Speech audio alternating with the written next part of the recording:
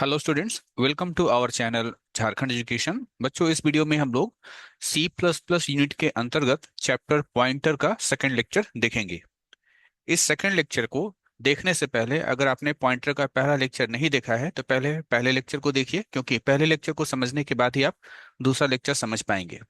पहले लेक्चर में मैंने पॉइंटर का इंट्रोडक्शन दिया था।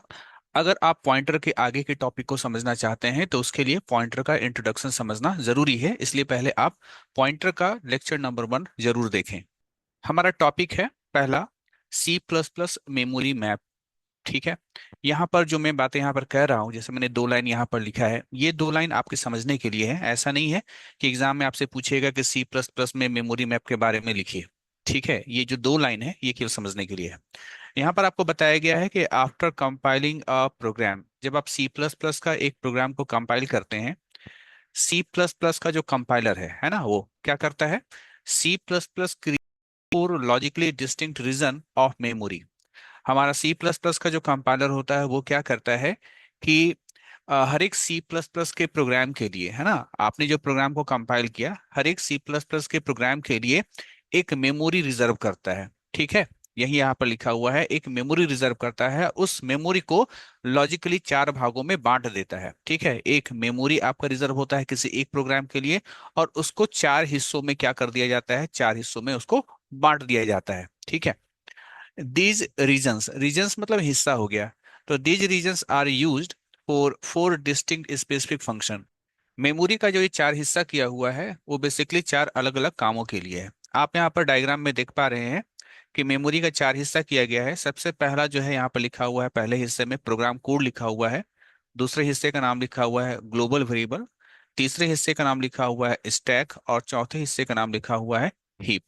तो हम लोग अगली स्लाइड में बारी बारी से इन चारों हिस्सों के बारे में जानेंगे कि चारों का यूज क्या है, या चारों का फंक्शन क्या है। ठीक है, यहाँ पर बताया गया है, first, one region in memory holds the compiled code of the programme.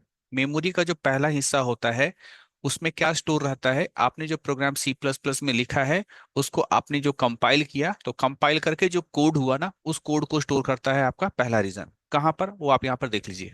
आप जो यहाँ पर लिखा हुआ है प्रोग्राम कोड, है ना, तो मेमोरी का जो एक हिस्सा है उसमें हमारा प्रोग्राम कोड स्टोर होता है। नाउ सेकंड यहाँ पर बताया गया है, सेकेंड रीजन यानी जो दूसरा हिस्सा है, is the memory area where the global variables of the program are stored. देखिए, किसी प्रोग्राम में ग्लोबल वेरिएबल क्या होता है ये हम लोग जानते हैं। ठीक है, आपने बहुत सारे लेक्चर्स देख चुके हैं, और उन सारे लेक्चर्स में हमने ग्लोबल वेरिएबल के बारे में भी बातचीत की है। तो जो ग्लोबल वेरिएबल होता है, उस ग्लोबल वेरिएबल को स्टोर करने के लिए हमारा दूसरा हिस्सा जो होता है वो इस्तेमाल किया जाता है। वो आप इस यहाँ पर डायग्राम में देख सकते हैं कि ये जो हिस्सा है ये ग्लोबल वेरिएबल को स्टोर करने के लिए होता है। नाउ तीसरा जो हिस्सा है, third region is known as stack. जो तीसरा हिस्सा होता है मेमोरी का उसको हम लोग स्टैक कहते हैं। It is use for holding return addresses at function call. जब फंक्शन कॉल होता है ना, उस दौरान जो रिटर्न एड्रेस होता है उसको स्टोर करने के लिए इस्तेमाल किया जाता है। अभी हो सकता है थोड़ा सा आप कंफ्यूज करें, सर रिटर्न एड्रेस क्या होता है, तो अभी पॉइंटर में ही आगे चल करके जो है एड्रेस रिटर्न के बारे में आप पढ़ेंगे। फिलहाल आप ये समझिए कि पॉइंटर का हमने पहला लेक्चर पढ़ा था, और पॉइंटर का मतलब क्या समझते थे? एड्रेस स्टोर करने वाला वेरिएबल। तो यहाँ पर सिंपली ये कह रहा है कि मेमोरी का ये जो तीसरा हिस्सा होता है वो क्या स्टोर करता है? Return address. फंक्शन के कॉल होने पर जो रिटर्न एड्रेस होता है उसको स्टोर करता है, साथ ही साथ arguments pass to the function. आप फंक्शन में जो आर्गुमेंट या जो पैरामीटर पास कराते हैं उसको स्टोर करता है, and local variables for function. और आपके फंक्शन में जो लोकल वेरिएबल होता है उस लोकल वेरिएबल को स्टोर करता है आपका थर्ड रीजन। इसको आप यहाँ पर देख सकते हैं, ये है आपका स्टैक। ठीक है, यहाँ पर रिटर्न एड्रेस, यहाँ पर पैरामीटर, और यहाँ पर लोकल वेरिएबल, ये स्टोर होता है आपका तीसरे वाले रीजन में, तीसरे वाले हिस्से में। फोर्थ हिस्सा के बारे में पढ़ते हैं। The fourth region is known as heap memory. Memory का जो चौथा हिस्सा होता है उसको हम लोग हीप मेमोरी कहते हैं। It gives memory from which chunks of memory are allocated. ये हम लोग को फ्री मेमोरी देता है, जहां से हम कुछ मेमोरी को क्या कर सकते हैं? एलोकेट कर सकते हैं, रिजर्व कर सकते हैं, इस्तेमाल कर सकते हैं। ठीक है, तो ये फ्री मेमोरी होता है। और हमारा ये जो चैप्टर है ना, जो हमारा दूसरा लेक्चर चल रहा है पॉइंटर का, उसमें हम लोग इसी चौथे मेमोरी के बारे में, यानी हम लोग हीप मेमोरी के बारे में ही चर्चा करने वाले हैं आगे चल करके। तो आपके डायग्राम में ये जो है ये आपका हीप मेमोरी है, ये खाली मेमोरी होता है ना, और प्रोग्राम रन करने के दौरान इस मेमोरी को हम लोग इस्तेमाल करते हैं। नाउ अगला जो हमारा टॉपिक है वो है स्टैटिक मेमोरी एलोकेशन। ये एग्जाम में 2 साल आ चुका है, तो आपके लिए इंपॉर्टेंट है। स्टैटिक मेमोरी एलोकेशन के बारे में जानिए। When the amount of memory to be allocated is known beforehand and the memory is allocated during compilation itself, it is referred to as static memory allocation. जब हम लोगों को पहले से मालूम हो कि कितना अमाउंट ऑफ मेमोरी यानी कितनी मात्रा में हमारा मेमोरी जो है वो रिजर्व होने वाला है, ये हम लोग को अगर पहले से मालूम हो, और ये मेमोरी रिजर्वेशन का जो काम है, ये मेमोरी एलोकेशन का या मेमोरी का रिजर्वेशन का जो काम है, ये कंपाइलेशन के दौरान हो, यानी जब आप प्रोग्राम को कंपाइल कर रहे हो उस दौरान जो है आपका मेमोरी जो है वो एलोकेट हो रहा है, मेमोरी आपका रिजर्व हो रहा है, इसे ही हम लोग स्टैटिक मेमोरी एलोकेशन कहते हैं। फॉर एग्जाम्पल मान लीजिए अगर हमने यहाँ पर लिखा इंट ए, ठीक है, अपने प्रोग्राम में लिखा इंट ए। अब हम लोग को पहले से मालूम है ना, जब हमारा प्रोग्राम कंपाइल होगा तो उस वक्त क्या होगा कि ए जो कि इंटीजर टाइप का वेरिएबल है, इसके लिए मेमोरी में 2 बाइट जगह क्या हो जाएगा, रिजर्व हो जाएगा। कब होगा, प्रोग्राम के कंपाइल करने के दौरान। तो यहाँ ये जो मैंने एग्जांपल लिखा है, ये किसका एग्जांपल हो जाएगा, ये एग्जांपल हो जाएगा स्टैटिक मेमोरी एलोकेशन का। अगला है हमारा डायनेमिक मेमोरी एलोकेशन। पॉइंटर में हम लोग इसी के बारे में आगे चलकर डिटेल से पढ़ेंगे, अभी जस्ट ये थोड़ा सा इंट्रोडक्शन है डायनेमिक मेमोरी एलोकेशन के बारे में कि डायनेमिक मेमोरी एलोकेशन होता क्या है। ठीक है, when the amount of memory to be allocated is not known beforehand, rather it is required to allocate memory as and when required during runtime itself, then this allocation of memory at runtime is called dynamic memory allocation. थोड़ा ये आपका definition लंबा जरूर है, लेकिन इसको आप break कर करके समझिएगा तो आपको समझ में आ जाएगा। देखिए यहाँ पर क्या कहा गया है, यहाँ पर कहा गया है कि जो मेमोरी की मात्रा है ना, कि कितना memory, 2 byte, 4 byte, 6 byte, 10 byte, ये जो मेमोरी का मात्रा है, ये जो अमाउंट ऑफ मेमोरी है, ये कितना रिजर्व होगा, ये हम लोग को पहले से नहीं मालूम। ठीक है, प्रोग्राम में है, हम लोग को नहीं मालूम कि कितना मेमोरी जो है आपका रिजर्व करना है या कितना मेमोरी रिजर्व होगा। rather it is required to allocate memory as and when required during run time itself। मतलब कहने का मतलब है कि आप ये तय नहीं कर पा रहे हैं प्रोग्राम के कंपाइल करने तक के दौरान कि कितना मेमोरी हमारा जो है जरूरत है। ये आपको कब पता चल रहा है, जब आप प्रोग्राम को रन करा रहे हैं उस वक्त आपको पता चल रहा है कि हाँ मुझको इतना अमाउंट ऑफ मेमोरी चाहिए। तो प्रोग्राम के रन करने के दौरान जो मेमोरी एलोकेशन होता है, ध्यान से सुनेंगे, प्रोग्राम के रन करने के दौरान जो मेमोरी एलोकेशन होता है, इसे ही हम लोग डायनेमिक मेमोरी एलोकेशन कहते हैं। ठीक है, this allocation of memory at run time, है ना, यहाँ लिखा हुआ भी है कि ये जो मेमोरी का एलोकेशन है ये कब होगा, ये रन टाइम में होगा, और इसे ही हम लोग जो है डायनेमिक मेमोरी एलोकेशन कहते हैं। तो ये दोनों के दोनों जो आपका पॉइंट है, स्टैटिक मेमोरी एलोकेशन और डायनेमिक मेमोरी एलोकेशन, ये दोनों आपके लिए काफी इंपॉर्टेंट है। आगे चलते हैं, अगला जो हमारा पॉइंट है उसका नाम है व्हाट इज फ्री स्टोर। ठीक है, देखिए फ्री स्टोर का संबंध हमारा जो है वो हीप मेमोरी से है। पहले आपको बता देता हूँ किससे है, हीप मेमोरी से है। जो अनएलोकेटेड मेमोरी था, जो फ्री मेमोरी था, उससे संबंधित है हमारा फ्री स्टोर। ठीक है, यहाँ पर वही बात आपको देखने को मिलने वाला है। Every programme is provided with a pool of unallocated heap memory. यहाँ पर कह रहा है कि प्रत्येक प्रोग्राम को एक अनएलोकेटेड यानी आपका खाली, है ना, जिसको जो है अभी तक इस्तेमाल नहीं किया गया है, जिसको अभी तक रिजर्व नहीं किया गया है, वो हर एक प्रोग्राम को दिया जाता है। ठीक है, एक खाली मेमोरी आपको दे दिया जाता है, दैट इट में यूटिलाइज ड्यूरिंग एग्जीक्यूशन। और इस मेमोरी का इस्तेमाल, इस हीप मेमोरी का इस्तेमाल आप कब करते हैं, प्रोग्राम के एग्जीक्यूशन यानी प्रोग्राम के रन करने के दौरान। याद रखिएगा, हीप मेमोरी को इस्तेमाल आप कब कर पाते हैं, जब आपका प्रोग्राम रन कर रहा होता है तब। This pool of available memory is referred to as the program's free store। ये जो आपका unallocated heap memory होता है ना, इसे ही हम लोग क्या कहते हैं, इसे ही हम लोग प्रोग्राम का फ्री स्टोर कहते हैं। आगे 2 पॉइंट है। Free store memory is dynamically allocated during run time. ये जो फ्री स्टोर मेमोरी होता है ना, इस मेमोरी को आप कब यूटिलाइज करते हैं, प्रोग्राम के रन करने के दौरान। ठीक है, तो प्रोग्राम के रन करने के दौरान जो आप डायनेमिकली मेमोरी को एलोकेट करते हैं, ये कौन सा मेमोरी इस्तेमाल होता है उस वक्त फ्री स्टोर मेमोरी इस्तेमाल होता है। ठीक, दूसरा point, static memory allocation takes place during compile time. ये जो स्टैटिक मेमोरी एलोकेशन होता है ये कब होता है, ये कंपाइल टाइम में होता है। तो याद रखिए, कोई जरूरी नहीं है कि आपसे एग्जाम में पूछे कि बताइए फ्री स्टोर क्या होता है। इससे रिलेटेड जो है आपका एमसीक्यू हो सकता है। जैसे आपसे एग्जाम में ये पूछ दे एमसीक्यू में कि फ्री स्टोर मेमोरी जो है ये कब होता है, रन टाइम में होता है कि कंपाइल टाइम में होता है। उसी प्रकार से एमसीक्यू में सवाल ये भी पूछा जा सकता है कि स्टैटिक मेमोरी एलोकेशन कब होता है, रन टाइम में होता है या कंपाइल टाइम में होता है। और भी कोई दो ऑप्शन हो सकता है, ठीक है। तो उनमें से सही ऑप्शन आपको क्या करना है, बताना है। तो ऐसा नहीं है कि यहाँ पर जितना भी आपको पढ़ाया जा रहा है वो एक लॉन्ग क्वेश्चन के रूप में पूछा जाए। वो लॉन्ग क्वेश्चन के ऊपर में पूछा जा सकता है या उससे कुछ एमसीक्यू बना करके भी पूछा जा सकता है। इसलिए सभी कंसेप्ट को आपको ध्यान देना है, ठीक है। रटना नहीं है, बार बार बताया जा रहा है, रटना नहीं है, चीजों को समझना है। अगला हमारा टॉपिक है व्हाट इज बेस एड्रेस। ठीक है, बेस एड्रेस इसको समझते हैं। जैसे मान लीजिए हमने यहाँ पर लिखा इंट ए। आप जानते हैं कि एक 16 बिट मशीन में एक इंटीजर वेरिएबल मेमोरी में कितनी बाइट जगह लेता है, 2 बाइट जगह लेता है। मान लीजिए ये मेरा मेमोरी है, हम यहाँ पर मेमोरी का एक डायग्राम आपको बना करके दिखला रहे हैं। ठीक है, मेमोरी जो इस प्रकार से बटा हुआ होता है छोटे छोटे ब्लॉक में। हर एक ब्लॉक का जो साइज होता है वो होता है आपका 1 बाइट। ठीक है, आप जितना भी यहाँ पर बॉक्स देख रहे हैं सभी का साइज क्या होता है या स्टोरेज क्षमता कितना होता है, एक एक बाइट होता है। ठीक है, जब आपने कोई एक इंटीजर वेरिएबल बनाया और आप जानते हैं कि 16 बिट मशीन में है ना, 16 बिट मशीन में एक इंटीजर वेरिएबल कितना जगह लेता है, 2 बाइट जगह लेता है।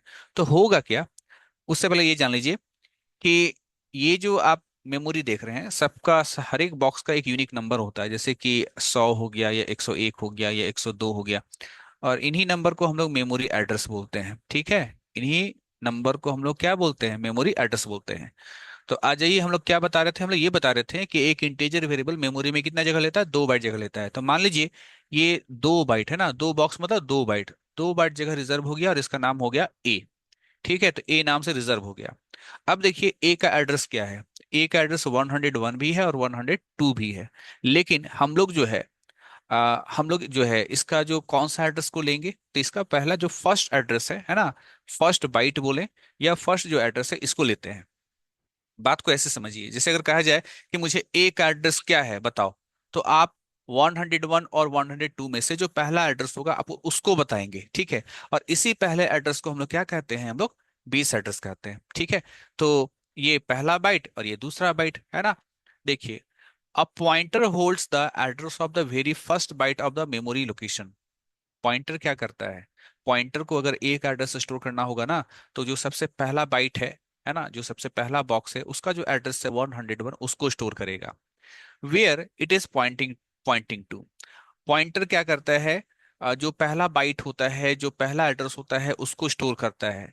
The address of first byte is known as base address. तो यहाँ पर ये जो 101 है ना, इसको हम लोग क्या कहेंगे, इसको हम लोग बेस एड्रेस कहेंगे। ठीक है, तो बेस एड्रेस भी आपके लिए काफी इंपॉर्टेंट है। ये जितना भी छोटा छोटा चीज है ना, ये एमसीक्यू के लिए काफी इंपॉर्टेंट है। नेक्स्ट है what is limitation of pointers.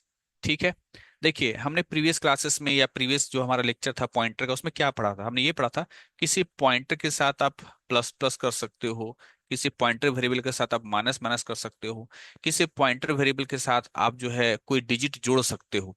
ठीक है, कोई डिजिट जोड़ सकते हो, ये सब आप कर सकते थे। क्या नहीं कर सकते हैं, multiplication and division are not permissible on pointer. ठीक है, यानी कि किसी पॉइंटर जैसे क्यू पी क्या है, पॉइंटर है, तो पॉइंटर के साथ आप जोड़ सकते हो, पॉइंटर के साथ कोई डिजिट है ना, ये भी याद रखना है इंटीजर वैल्यू घटा सकते हो। लेकिन किसी पॉइंटर के साथ कोई नंबर को मल्टीप्लाई नहीं कर सकते हो, किसी पॉइंटर के साथ किसी पॉइंटर को किसी नंबर से डिवाइड नहीं कर सकते हो। तो ये परमिसिबल नहीं है, यही यहाँ पर बताया गया है कि multiplication and divisions are not permissible on pointers. इसके अलावा we may not add 2 pointers. मान लीजिए हमने 2 पॉइंटर बनाया, इंट एस्ट्रिक पी और एस्ट्रिक क्यू, एस्ट्रिक लगा करके पॉइंटर हमने डिक्लेयर किया। अगर आप चाहते हैं कि 2 पॉइंटर को जोड़ना, यानी पी और क्यू को मैं जोड़ दूं, ठीक है, ये रॉन्ग होगा। घटा दूं, ये रॉन्ग होगा, ये सब नहीं कर सकते हैं। केवल इस पी के साथ कोई इंटीजर वैल्यू जोड़ सकते हो, है ना, इस क्यू के साथ कोई इंटीजर वैल्यू घटा सकते हो, ये हो सकता है।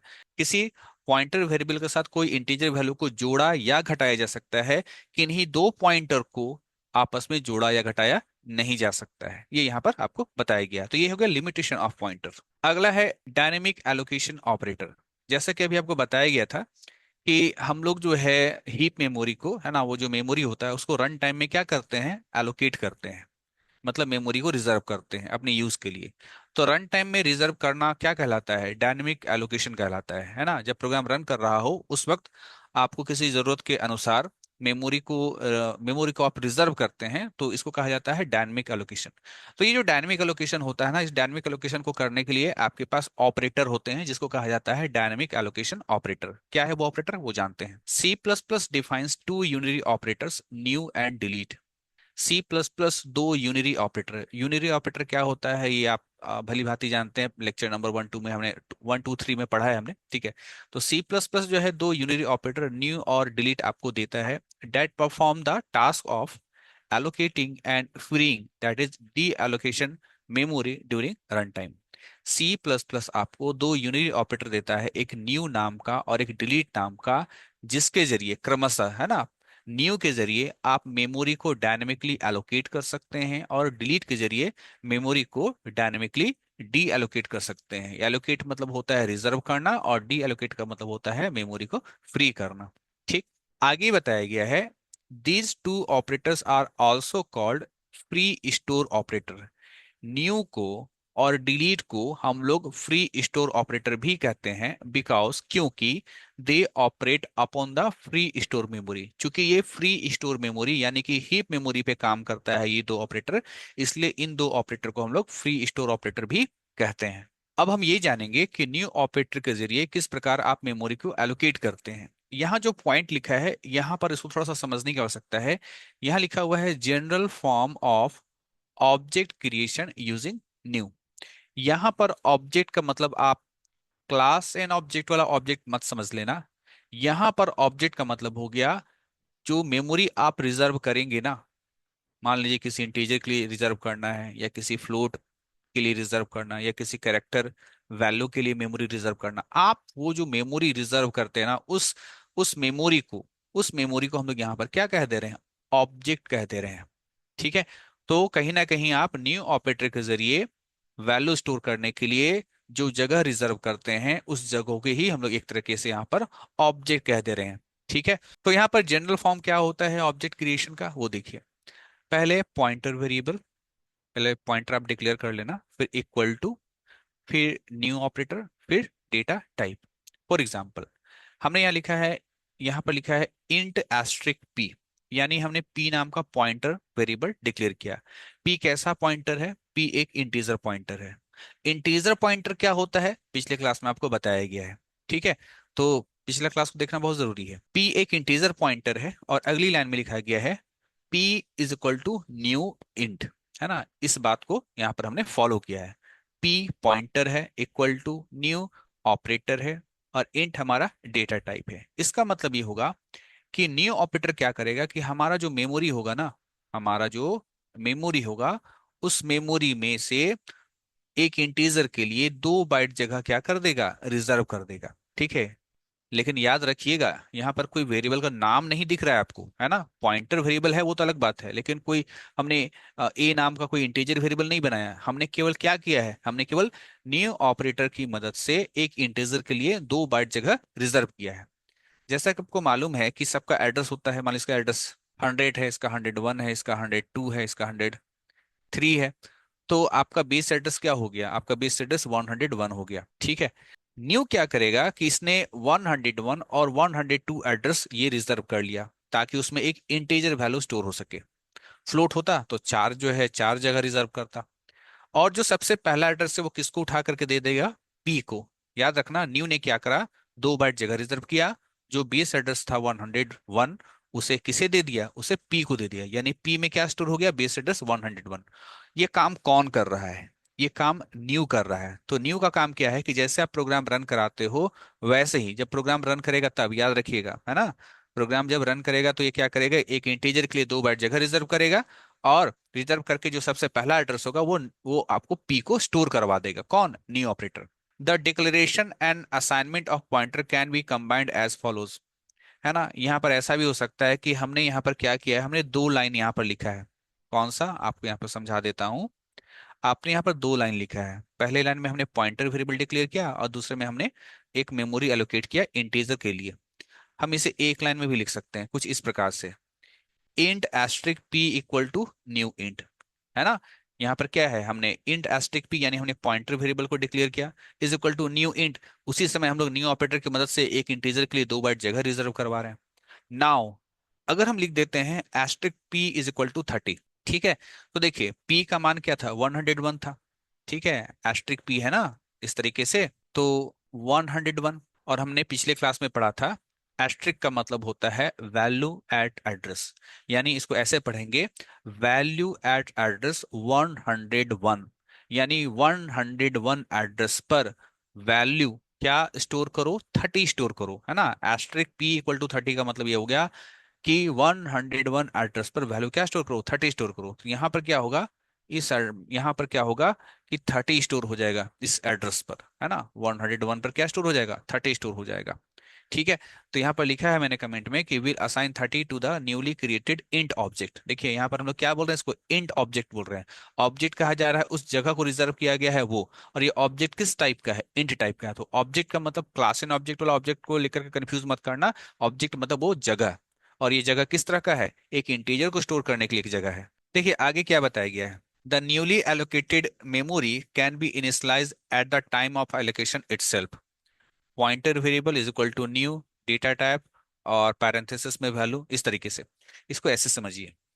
ये जो हमने यहाँ पर चीजों को 2 लाइन में लिखा है ना, ये हमने 2 लाइन में लिखा है, इसको चाहे तो आप एक लाइन में भी लिख सकते हो, ठीक है। इंट जो है ये मेरा डेटा टाइप है किसका, पॉइंटर का। एस्ट्रिक पी ये मेरा जो है पॉइंटर है, is equal to new, new के जरिए डायनामिकली मेमोरी एलोकेट होगा। इंट का मतलब हो गया एक इंटीजर के लिए जगह रिजर्व करो, और ये पैरेंथेसिस लगा करके 30 लिखा हुआ है, इसका मतलब है कि जो जगह रिजर्व हुआ है ना, जो जगह रिजर्व हुआ है एक इंटीजर के लिए, उस जगह पर 30 को क्या कर दो, स्टोर कर दो। और यहाँ बिल्कुल ध्यान रखना कि आप ये जो पैरेंथेसिस है इसका इस्तेमाल करना, गलती से भी अगर आपने यहाँ पर स्क्वायर ब्रैकेट इस्तेमाल कर दिया, इसका मीनिंग कुछ और हो जाएगा, ठीक है। स्क्वायर ब्रैकेट लिख दिया तो मीनिंग कुछ और हो जाएगा, ठीक है। तो यहाँ पर ये जो हमने यहाँ पर 2 लाइन में चीजों को लिखा है, इसी को हमने यहाँ पर कंबाइन करके एक लाइन में लिख दिया है। नाउ जिस प्रकार से आप एक इंटीजर के लिए जगह रिजर्व किए, उसी प्रकार से आप एरे के लिए भी जगह रिजर्व कर सकते हैं डायनेमिकली। इसी के लिए यहाँ पर पॉइंट लिखा हुआ है क्रिएटिंग डायनेमिक एरे। यहाँ पर कह रहा है कि the operator new can be also allocate memory for user defined types like structure, array and classes. New operator के जरिए आप केवल इंट या केवल फ्लोट या केवल कैर के लिए जो है मेमोरी एलोकेट नहीं कर सकते हैं, इसके अलावा आप स्ट्रक्चर के लिए भी मेमोरी एलोकेट कर सकते हैं, एरे के लिए भी आप मेमोरी एलोकेट कर सकते हैं, या क्लासेस के लिए भी आप मेमोरी एलोकेट कर सकते हैं। जनरल फॉर्म क्या होता है, फिलहाल हम लोग एरे के बारे में बात कर रहे हैं। Pointer variable is equal to new, फिर डेटा टाइप, और फिर स्क्वायर ब्रैकेट, और यहाँ पर साइज, ठीक है। इसको हम लोग एक एग्जांपल से समझते हैं।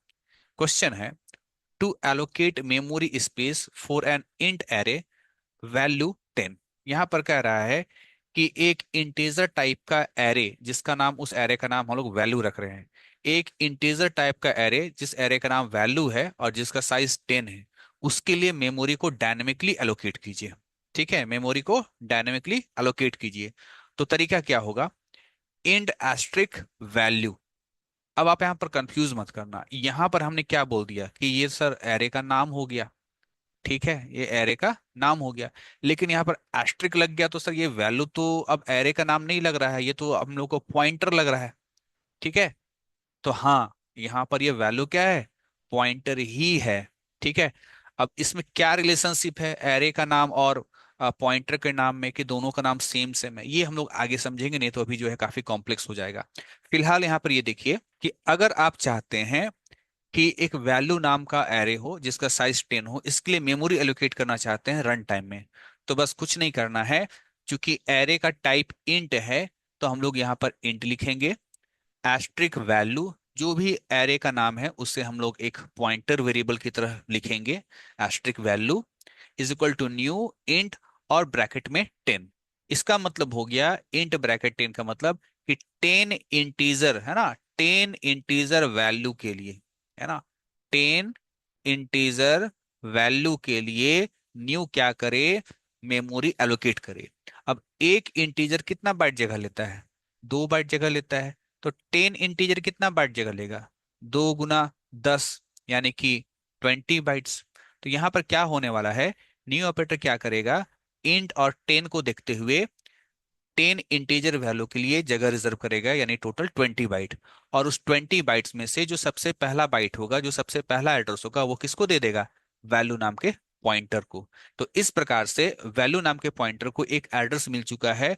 उस एड्रेस पर जाकर के, है ना, एक एड्रेस जरूर मिला है, लेकिन टोटल 20 जो है आपका मेमोरी लोकेशंस जो है आपका रिजर्व हुआ है।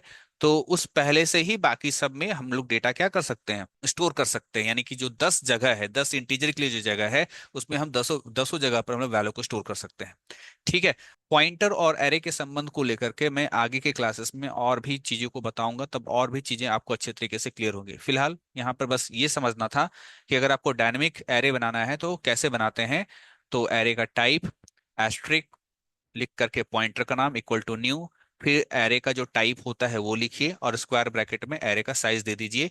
जितना साइज देंगे उतना जगह ऑटोमेटिकली रिजर्व कर देगा मेरा न्यू ऑपरेटर। ठीक है। अगला है डी एलोकेशन ऑफ मेमोरी, यानी मेमोरी को फ्री कैसे करें। आपने न्यू ऑपरेटर के जरिए जो मेमोरी एलोकेट किया है उसे ही केवल आप डी एलोकेट कर सकते हैं, इस बात का ध्यान रखिएगा। ठीक है। यानी जो मेमोरी डायनेमिकली एलोकेट किया गया है उसी मेमोरी को ही आप डी एलोकेट कर सकते हैं, किसी अन्य को नहीं। यहां बताया गया है using delete operator we deallocate memory dynamically. Delete operator की मदद से हम लोग मेमोरी को डायनेमिकली डी एलोकेट यानी फ्री कर सकते हैं, यानी हमने जो रिजर्व किया है उसको फ्री कर सकते हैं। जनरल फॉर्म ऑफ डिलीट क्या करना पड़ता है, सबसे पहले आप डिलीट जो है ऑपरेटर लिखिएगा, है ना, और उसके बाद पॉइंटर वेरिएबल का नाम लिखिएगा। जैसे फॉर एग्जांपल डिलीट पी। तो इसका जो है कंप्लीट वर्जन ये होगा कि आपने क्या किया था, आपने एक इंटीजर पॉइंटर बनाया था, फिर आपने किया था p is equal to new int. यानी इसका मतलब ये हो गया कि आप इंटीजर के लिए 2 बाइट जगह रिजर्व किए। आपने हो सकता है कि एस्ट्रिक पी इक्वल टू 30 भी लिख दिया, यानी आपने उसमें 30 स्टोर भी कर दिया। ठीक है, उस एड्रेस पे जा करके पी ने जो एड्रेस रखा है ना, उस एड्रेस पे जाके 30 भी स्टोर कर दिया। अब आपका जब काम खत्म हो गया, आप सोचे कि ठीक है, ये जो जगह हमने रिजर्व की इसको फ्री करना है, तो आप अंत में क्या लिखेंगे, आप अंत में लिखेंगे डिलीट पी। इससे क्या होगा, वो मेमोरी जो रिजर्व किया गया था न्यू के जरिए वो फ्री हो जाएगा। Now the array allocated through new is freed using the following form of delete. अभी हमने पिछले स्लाइड में डायनेमिक एरे के बारे में पढ़ा था। ठीक है, डायनेमिक एरे उसमें क्या होता था, थोड़ा सा फिर से याद दिला दूं। डायनेमिक एरे में क्या होता था, हमने यहाँ पर लिखा है int asterisk value equal to new int और साइज। तो ये तो मेमोरी को एलोकेट किया, यानी 20 बाइट्स। इसको डी एलोकेट कैसे करें, इसके लिए डिलीट करके कैसे लिखना पड़ेगा वो यहाँ बताया गया है। पहले डिलीट लिखिए, फिर स्क्वायर ब्रैकेट में साइज लिखिए, फिर पॉइंटर वेरिएबल का नाम लिखिए। यानी आप लिख सकते हैं पिछले वाले एग्जांपल के हिसाब से डिलीट 10 साइज था और पॉइंटर वेरिएबल का नाम था आपका वैल्यू। ठीक है, ये हो जाएगा। The recent version of C plus plus size is not required. जो पुराना सी प्लस प्लस का वर्जन था, है ना, उसमें साइज लिखने का जरूरत नहीं होता था, आप सिंपली डिलीट लिखिए। स्क्वायर ब्रैकेट देना जरूरी होता था, इसके अंदर आपको नंबर देने की आवश्यकता नहीं है। और फिर जो भी आपका एरे पॉइंटर वेरिएबल या जो भी पॉइंटर वेरिएबल है ना, एरे पॉइंटर वेरिएबल बोले या फिर सिंपली पॉइंटर वेरिएबल बोले, उसको लिखते थे। ठीक है, यानी आप पहले के समय में आप ऐसा भी लिख देते हैं इस तरीके से, तो भी क्या हो जाता, मेमोरी डी एलोकेट हो जाता।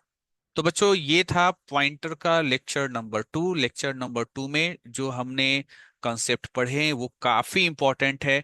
इससे कभी कभी डायरेक्ट सवाल भी होता है और कभी कभी क्या होता है कि एमसीक्यू भी पूछा जाता है। साथ ही साथ अगला जो आपका यूनिट होगा दैट इज डेटा स्ट्रक्चर। ठीक है, तो डेटा स्ट्रक्चर में एक चैप्टर है जिसका नाम है लिंक्ड लिस्ट। लिंक्ड लिस्ट आपको तभी समझ में आएगा अगर आपने पॉइंटर को समझा है। खास तौर पर अभी आपने जो जाना कि मेमोरी को कैसे डायनामिकली एलोकेट करते हैं, अगर ये चीज नहीं समझे रहेंगे तो आपको जो यूनिट है डेटा स्ट्रक्चर और उसमें जो चैप्टर है लिंक लिस्ट, वो आपको समझने में दिक्कत होगा। ठीक है, तो आने वाले चैप्टर के लिहाज से भी आपको पॉइंटर को समझना जरूरी है। तो बच्चों मिलते हैं नेक्स्ट वीडियो में, तब तक के लिए थैंक यू।